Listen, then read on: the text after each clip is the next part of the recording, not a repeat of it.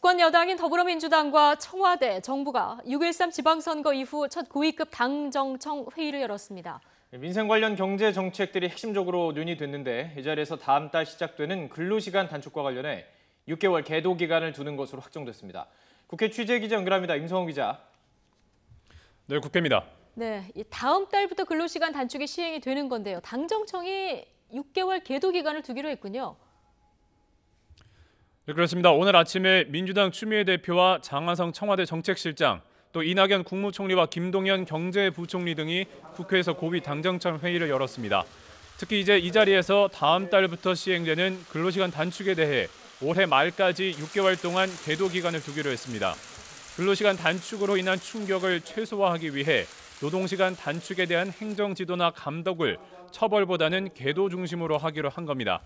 또 중소기업이나 중견기업, 또 영세한 자영업자나 소상공인 등 근로시간 단축의 여파를 상대적으로 크게 받을 수 있는 사업자나 업계 종사자들의 의견을 듣고 세부 대책을 마련하기로 했습니다. 앞서 어제 한국경영자총협회가 근로시간 단축에 대한 6개월 계도 기간을 달라고 요청했는데 당정청이 이에 긍정적으로 답한 겁니다.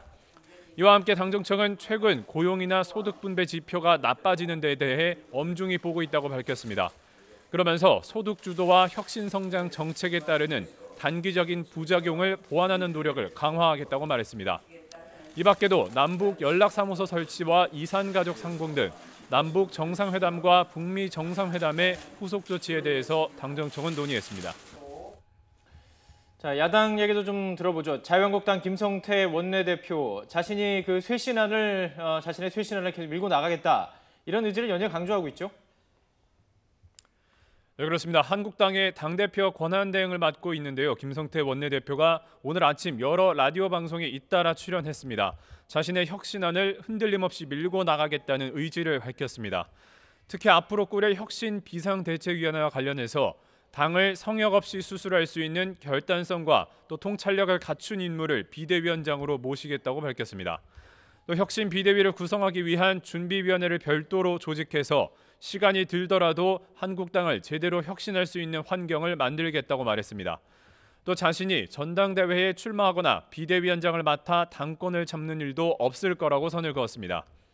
하지만 이번 혁신을 둘러싼 한국당 내의 반발 기류는 여전합니다. 앞서 정우택 또 한손교 의원 등 범친박계 중진들은 김 원내대표의 혁신안이 독단적이라고 비판한 바 있습니다.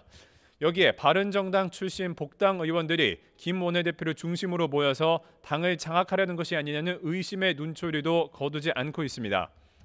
여기에 복당한 한 초선 의원의 휴대전화 메모에서 친박 핵심이 보인다, 목을 친다 등의 표현이 포착되면서 논란은 더욱 커졌습니다.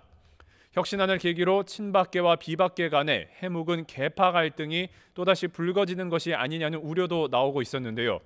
이런 가운데 오늘 오전에 친박계 자장인 서청원 의원이 국민의 분노를 자초한 책임을 지겠다며 SNS를 통해 탈당을 선언했습니다.